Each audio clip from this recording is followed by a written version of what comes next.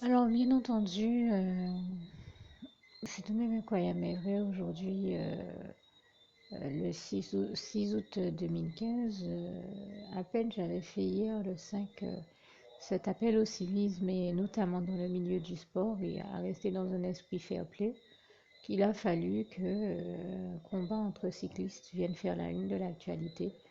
À peine j'avais dit que malheureusement en Guadeloupe et sur le tour de la Guadeloupe, on voyait aussi des incivilités se faire. Et bien, euh, cette nouvelle-là est tombée comme pour démontrer que mon appel au civisme avait toute sa raison d'être. La preuve, on assiste à de telles dérives là aussi, c'est quand même bien malheureux. Et donc, je réitère mon appel au civisme et à rester dans la paix du Christ au nom puissant du Seigneur Jésus. Vraiment, que Dieu vous garde et vous bénisse tous et ne laissez surtout pas l'ennemi vous conduire à de tels écueils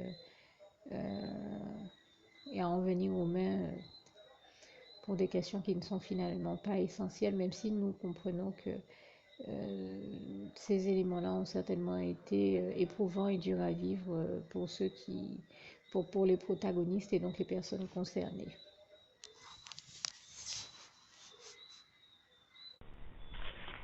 Juste une petite précision pour tous ceux qui ne sont pas encore, qui n'ont pas encore choisi la meilleure des options qui soit, qui est celle d'aller se placer, de faire le choix à soi-même, d'aller se placer dans les bras d'amour de Jésus-Christ, pour se mettre à l'abri de ce monde cruel. Eh bien, je partage avec vous la prière par le biais de laquelle on y accède.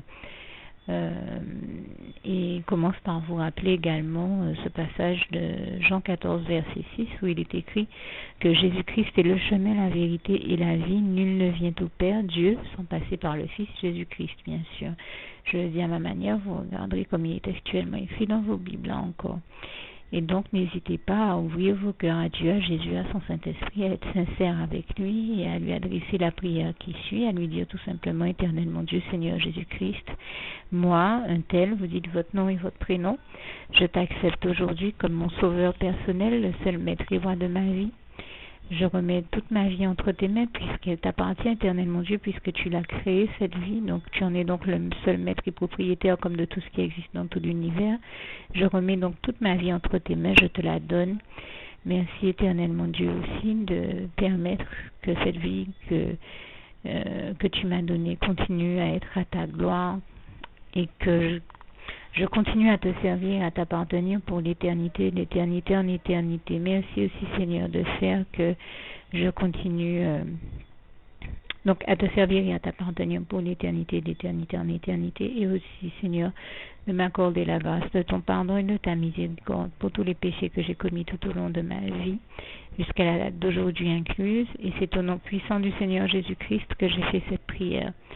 Et à vous tous qui avez fait cette prière, je vous dis que Dieu vous bénisse abondamment, puissamment, richement, et surtout n'hésitez pas à la partager avec tous vos proches et contacts, amis, membres de vos familles, collègues, bien-aimés, tous ceux que vous aimez, et surtout tous ceux à qui Dieu vous mettra à cœur, avec qui Dieu vous mettra à cœur de la partager. Et comme j'aime à le dire, si vous n'avez pas encore pris le temps de faire cette prière, comprenez bien que voilà, ça ne vous coûte rien de la faire, c'est gratuit, c'est indolore, et que voilà, vous n'êtes pas obligé de me croire, mais moi il m'est arrivé tout comme vous de devoir faire cette prière un jour dans ma vie, et quand on m'a proposé de la faire, je me suis dit, et si c'était vrai, et si c'était vraiment Dieu qui, par ce biais-là, m'appelait à lui et me demandait de lui donner ma vie, de l'accepter, c'était Jésus qui était en train de vraiment me tendre la main et qui était en train de me demander de l'accepter comme mon sauveur personnel, je ne pourrais pas passer à côté de l'occasion de lui dire oui, parce qu'il faut aussi que je reste ouvert ou ouverte à ce que Dieu peut avoir à me dire. Il faut que je garde mon cœur et mon intellect ouvert à ce que Dieu peut avoir à me dire. Donc je me suis dit, je ne peux pas courir le risque de passer à côté de mon éternité, de passer à côté des meilleures choses de la vie, surtout si le maître et créateur de la vie m'appelle et cherche à me sauver. pour être sauvé, il faut bien que je lui dise oui, que je souhaite qu'il me sauve. Oui, Seigneur Jésus-Christ, je t'accepte comme mon sauveur personnel.